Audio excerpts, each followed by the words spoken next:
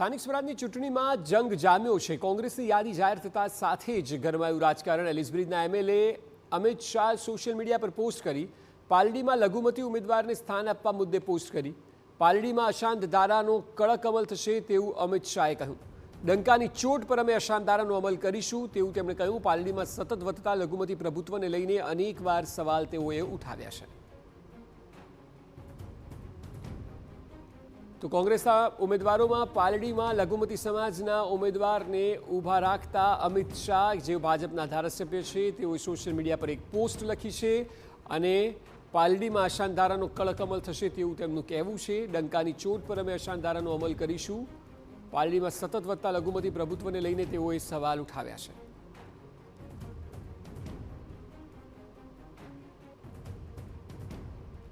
કોંગ્રેસની યાદી જાહેર થતાં જ આ રાજકારણ ગરમાયું છે। અમિત શાહ દ્વારા એ વિરોધ કરાયો છે અને કહેવાયું છે કે અશાંત ધારાને લાગુ કરીશું।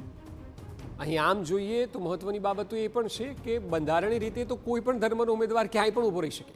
વોટ મળે ના મળે બે નંબરની વાત છે, પરંતુ ઉમેદવાર ઊભો રાખવો અને અશાંત ધારાની વાત એ બંને વિસંગત બાબતો છે। જે પોસ્ટ તેઓએ કરી છે ફરી એકવાર બે ધર્મની વાત છે, જે હાર્ડકોર વોટ બેંક રહી છે। ભારતીય જનતા પાર્ટીનો સ્ટ્રોંગ મુદ્દો છે જેને તેઓ ઉઠાવી રહ્યા છે। નહીં તો ઉમેદવાર તો કોઈ પણ ધર્મ કોઈ પણ જાતિનો કોઈ પણ સીટ પરથી લડી શકે, બંધારણીય અધિકાર તેને છે। વધુ માહિતી આપી રહ્યા છે સંવાદદાતા રોનક વર્મા। રોનક, જણાવો કે અમિત શાહ શું કહી રહ્યા છે, કારણ કે પોસ્ટ હવે સોશિયલ મીડિયા પર તેઓએ મૂકી છે લઘુમતી સમાજના ઉમેદવારને લઈને।